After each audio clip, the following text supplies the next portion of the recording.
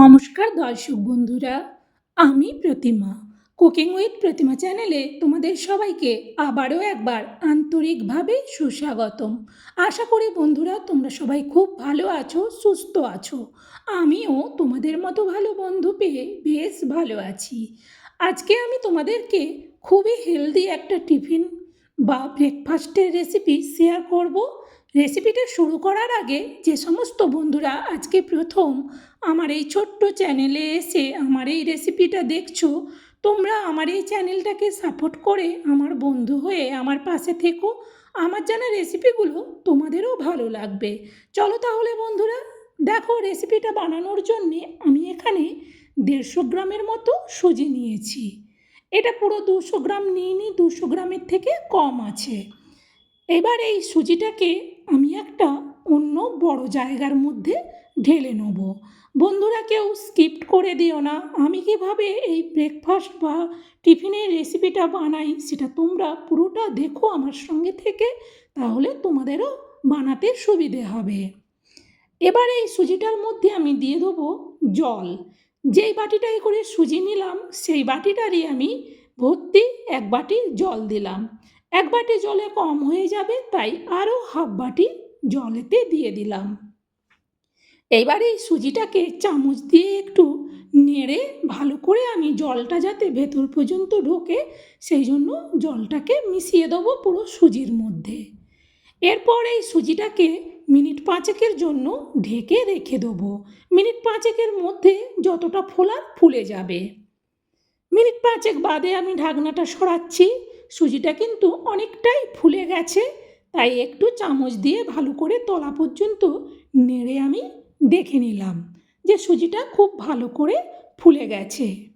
এইভাবে যখন সুজিটা ভালো করে ভিজে একেবারে নরম হয়ে যাবে তখন এইটাকে আমি মিক্সার জারের মধ্যে ভরে নেব।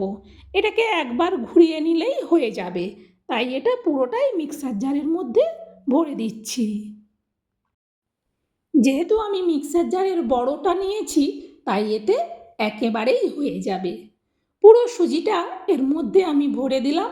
এরপর এতে দিয়ে দেবো 100 গ্রাম টক দই।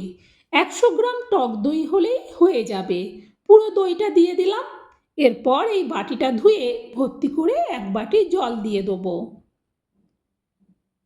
এরপর এটাকে ঢাকনা বন্ধ করে দিয়ে একবার এটা ব্লেন্ড করে নিলেই হয়ে যাবে। চলো তাহলে এটাকে একবার ব্লেন্ড করে নিয়ে ফিরে আসছি। দেখো চলে এসেছি। এবার এই মিশ্রণটাকে আবারও সেই বড় বাটির মধ্যে ঢেলে নেব। পুরোটা পরিষ্কার করে একেবারে বের করে নেব। তারপর এতে অল্প একটুখানি জল দিয়ে মিক্সার জারটা ধুয়ে নেব। একেবারে দেখো একটু জল দিয়েছি। এরপর এতে দিয়ে দেবো স্বাদ মতো লবণ, আর দেব অল্প একটুখানি চিনি, আর দেব এতে হাফ চামচ বেকিং পাউডার। এবার এটাকে ভালো করে একবার মেশাবো। বেশ একটু ভালো করে এটাকে ফেটাতে হবে, কারণ এটা যতটা ভালো করে ফেটাবো রেসিপিটা ততটা বেশ ভালো হবে। তাই কিছুক্ষণ ধরে এটাকে মিনিট 5 ধরে একটু ফেটাতে হবে, যাতে কোনোভাবেই একটুও গুটলি হয়ে না থেকে যায়। দেখো বেশ ভালো করে আমি ফেটিয়ে নিলাম। এবার এই চামচটা আমি তুলে নিচ্ছি। পরিষ্কার করে মুছে আমি তুলে নিলাম। এরপর এটা আবারও একটুখানি ঢেকে দেবো। বেশিক্ষণের জন্য না, মিনিট 4-5 জন্য রাখলেই হবে। প্রায় মিনিট 5 বাদে আমি ঢাকনাটা সরাচ্ছি। বেশ সুন্দরভাবে একটা বসে গেছিল, তাকে আমি আবারও ভালো করে ফেটিয়ে নিচ্ছি। আবারও এটাকে 3-4 মিনিট একটু ভালো করে ফেটিয়ে নেব। সবসময় একই রকম খেতে ভালো লাগে না, এইভাবে রেসিপিটা বানালে খুব সুন্দর লাগবে খেতে। দেখো আমি এখানে মিডিয়াম সাইজের ছোট ছোট বাটির মতোগুলো নিয়েছি। এতে জাস্ট অল্প একটু তেল লাগিয়ে দিয়ে এতে এবার ভরে দিচ্ছি। অর্ধেকটার মতো করে দেবো, বেশি একেবারে ভর্তি করব না। যেহেতু মিশ্রণটা একটু পাতলা আছে তাই এটা এদিক ওদিক যাতে না পড়ে যায় সেই জন্য আমি এটাতে হাফ হাফ করে দিচ্ছি। পুরো একসাথে আমি 4টা বাটি ভরে নেব। এটা শুধু না রেসিপিটা বানাতে যা একটু ওই ফ্যাটাতে হয়, আর না হলে বানানোতে কিন্তু একদম সময় লাগে না, খুব তাড়াতাড়ি হয়ে যায়। দেখো 4টে বাটি ভরে নিয়েছি। এবার আমি 4টে বাটিকে একটু সরিয়ে দিচ্ছি, আর আমি এখানে নিচ্ছি একটা কড়াই। এবার এই কড়াইতে দিয়ে দিচ্ছি ছোটো বাটি ভর্তি করে 1 বাটি জল। দেখলাম 1 বাটিতে হবে না, তাই আমি আরও 1 বাটি জল দিলাম। এরপর আমি এই ঝাড়ি কাঁচিটা নিলাম, এতে আমি এবার ওইগুলো একটা একটা করে বসিয়ে দেবো। যেহেতু একটু পাতলা আছে তাই একটু সাবধানে বসাতে হবে, না হলে এদিক ওদিক ঢালা হয়ে পড়ে যাবে। একসাথেই 4 পিস ধরে গেছে। এবার আমি এই কড়াইটাকে গ্যাসের মধ্যে বসিয়ে দেবো। দেখো গ্যাসের মধ্যে বসিয়ে দিয়েছি, গ্যাসটা জ্বেলে দিয়ে এবার এর উপরটা ঢেকে দিলাম। এটা ফুটে ওঠা পর্যন্ত একটু অপেক্ষা করতে হবে। ফুটে উঠে গেছে, দেখো ঢাকনাটা খুলে দেখছি যে হয়েছে কিনা। এটা হয়েছে কিনা দেখার জন্যে এরকম একটা ছুরি নিতে হবে বা যে কোনো একটা কাঠি নিতে হবে, দেখে এটা নাবিয়ে নিতে হবে। আমি এখন এগুলো নিচে নাবিয়ে নিয়েছি। এটা এখন বেশ গরম আছে, একটু ঠান্ডা হলে এগুলো এই বাটির থেকে তুলে নেব। প্রায় মিনিট 3 বাদে আমি হাত দিয়ে দেখছি এগুলো এখন যা গরম আছে এগুলো এবার ছাড়িয়ে নেওয়া যাবে। এইভাবে ছুরি দিয়ে জাস্ট একটু সাইডটা একটু ফাঁক করে নিতে হয়, ঘুরিয়ে নিলেই তারপর একেবারে সহজেই উঠে যায়। আর এটা খেতে কিন্তু খুব সুন্দর লাগে।